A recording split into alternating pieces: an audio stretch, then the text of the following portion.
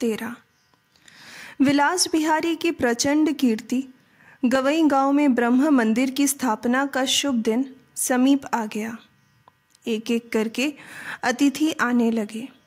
केवल कलकत्ता से ही नहीं, आसपास से भी 2-4 व्यक्ति सप्तनिक आ पहुँचे।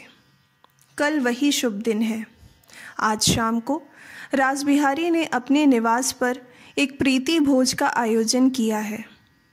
निमंत्रित व्यक्तियों के बीच बैठकर रासबिहारी अपनी पकी दाढ़ी पर हाथ फेरकर अधमुंदी आंखों से अपने बाल्य बंधु स्वर्गवासी वनमाली का उल्लेख करते हुए गंभीर स्वर में कहने लगे, भगवान ने उन्हें असमय बुला लिया। उनकी मंगल इच्छा के विरुद्ध हमारी रत्ती भर भी शिकायत नहीं है, किंतु बाहर से देखकर आप इसका अनुमान भी न लगा सकेंगे कि वह मुझे कैसी हालत में छोड़ गए हैं। हम लोगों के मिलने का दिन निरंतर निकट आता जा रहा है। निराकार ब्रह्मा के श्री चरणों में मैं यही प्रार्थना करता हूँ कि अपनी असीम करुणा से उस दिन को और भी निकट कर दे। यह कहकर उन्होंने कुर्ते की बाह से अपनी आँखों की कोरे पोंछ ली। फिर कुछ पल आत्मसमाधि मग्न मौन रहकर कुछ प्रसन्न होकर अपने बचपन में खेलने कूदने का, पढ़ने लिखने का, सत्य कर्म ग्रहण करने का इतिहास बताकर बोले, लेकिन वनमाली का कोमल मन गांव का अत्याचार सहन नहीं कर सका।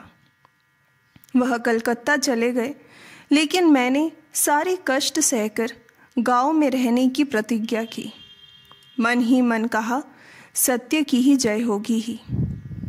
उनकी महिमा से एक दिन विजयी होऊंगा ही। वही शुभ दिन सामने है। इतने समय बाद इसी से आप लोगों की पद धूली पड़ी।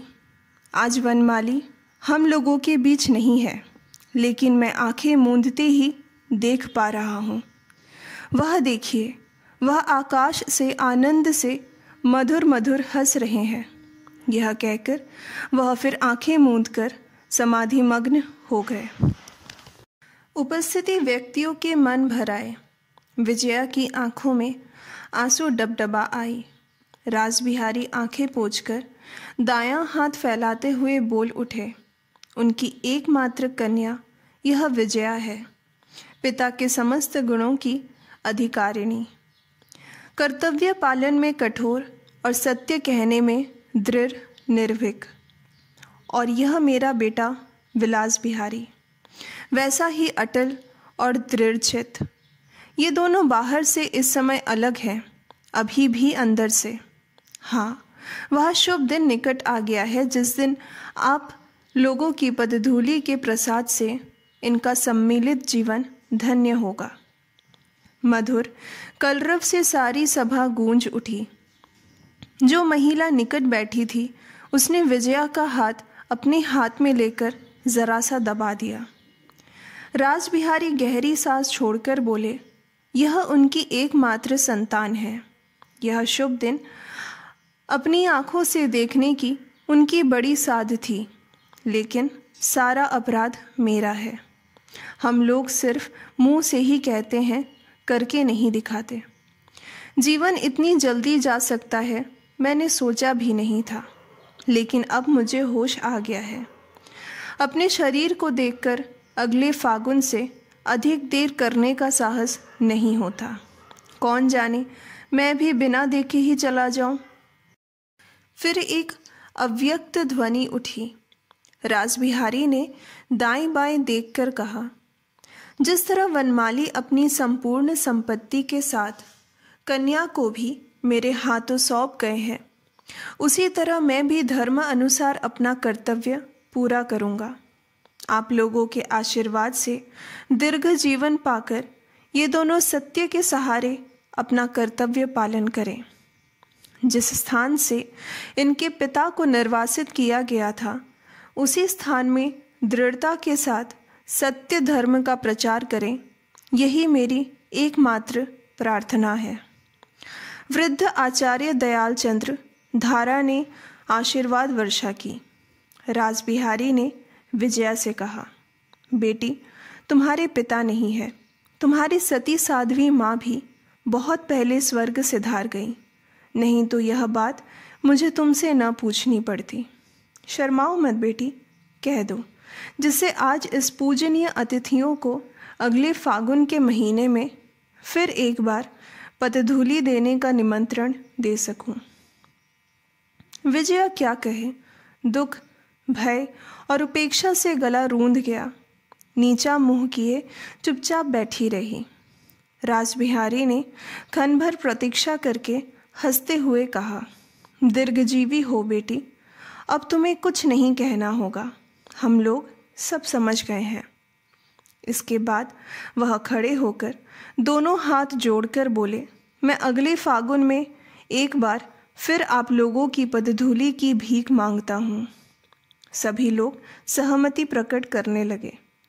विजया और अधिक न सह सकने के कारण रूंधे गले से बोल उठी, बापू की मृत्यु के 1 वर्ष के अंदर ही। गला भर आने के कारण बात पूरी न हो सकी। रासबिहारी पलक मारते मामला समझकर दुख भरे स्वर में बोल उठे, ठीक कहती हो बेटी, यह तो मुझे याद नहीं था, लेकिन तुम तो मेरी माँ हो ना बेटी। इसी से इस बूढ़े बेटे की गलती तुमने पकड़ ली। विजया ने चुपचाप आंचल से आंखें पोंछ ली। रासबिहारी ने देख लिया। लंबी सांस छोड़कर आर्द्र स्वर में बोले, सब कुछ उन्हीं की इच्छा है, लेकिन उसके लिए भी तो अधिक विलंब नहीं है। अगले बैसाख में ही यह शुभ कार्य संपन्न होगा। विलास बिहारी, रात हुई जा रही है, कल सुबह से तो कार्यों की सीमा ही नहीं रहेगी। भोजन का आयोजन नहीं, नौकरों के भरोसे छोड़कर ठीक नहीं है। तुम खुद जाओ। चलो मैं भी चलूं। कहते कहते वह लड़के के पीछे अंदर चले गए। प्रीति भोज संपन्न हो गया। काफ़ी आयोजन किया था, कोई कमी नहीं रहने पाई। रात को लगभग 12 बज रहे होंगे। एक खम्भे की आड़ में अंधेरे में विजया अकेले खड़ी पालकी का प्रतीक्षा कर रही थी। रासबिहारी उसे खोजकर चौंक पड़े। यहाँ अकेले क्यों खड़ी हो बेटी? चलो चलो घर में बैठो। नहीं काका जी, मैं ठीक खड़ी हूँ। लेकिन सर्दी लग जाएगी। नहीं लगेगी। रासबिहारी पास आकर घर की लक्ष्मी आदि कहकर आशीर्वाद देने लगे। विजया पत्थर की मूर्ति की तरह चुपचाप स्नेह का सारा नाटक सहन करती रही। अचानक उन्हें एक बात याद आ गई। बोले, तुम्हें बताना भूल गया बेटी, माइक्रोस्कोप की कीमत दे दी है। 8-10 दिन हो गए। नरेंद्र उस दिन के बाद आया ही नहीं। विजया के ये दिन कैसे कट रहे वही जानती है। उसने बुआ के घर की दूरी तो जान ली थी, लेकिन गांव का नाम नहीं पूछ पाई थी। यह भूल तपे बरछे की तरह उसे हर पल बेधती रही थी। रासबिहारी की बात से चकित होकर बोली, कब?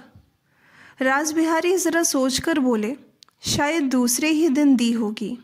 सुना कि तुमने उसे खरीदने की इच्छा से रख लिया है। बात जब दी जा चुकी तब ठगाई हो या कुछ भी हो, रुपए दे दिए। देखा, उस बेचारे को बड़ी ज़रूरत थी। रुपए मिलते ही चला जाएगा, जाकर जीविका का कुछ न कुछ उपाय करेगा। 1000 हो फिर भी पराया तो नहीं है बेटी, वह भी तो एक मित्र का लड़का है। देखा जाने के लिए बहुत विकल हो रहा है। रुपए पाते ही चला जाएगा। तुम्हारा देना भी देना है और मेरा देना भी देना है, इसलिए मैंने उसी समय दे दिए। उसका धर्म उसके साथ है। 10 रुपए अधिक भी गए तो ले जाए। विजया की जीभ मानो मुंह में ही जकड़ गई। फिर प्रयत्न करके पूछा, उन्हें रुपए कहाँ दिए? रासबिहारी पता नहीं कैसे प्रश्न को बिल्कुल कुछ और ही समझकर चौंक उठा। नहीं, क्या कहती हो? रुपए 2 बार ले गया क्या?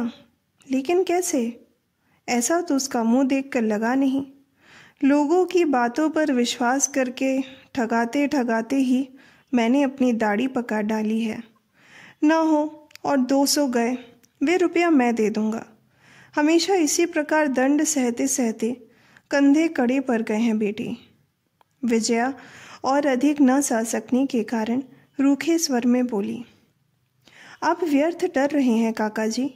2 बार रुपए ले जाने वाले आदमी नहीं है वे। बिना खाए पिए भले ही मर जाना पड़े, लेकिन भेंट कहाँ हुई, रुपए कब दिए? रासबिहारी ने संतुष्ट होकर लंबी सांस छोड़कर कहा, चलो जान बची, रुपए भी तो कम नहीं थे, 200। वह जाने के लिए बहुत उतावला था। फिर अचानक कुछ देखकर बोले, कौन खड़ा है? विलास? अरे पालकी का क्या हुआ? सर्दी जो लग रही है। जो काम मैं ना देखूंगा क्या वह होगा ही नहीं? कहकर बड़े गुस्से से दूसरी ओर के खंभे को विलास समझकर तेजी से उस ओर बढ़ गए।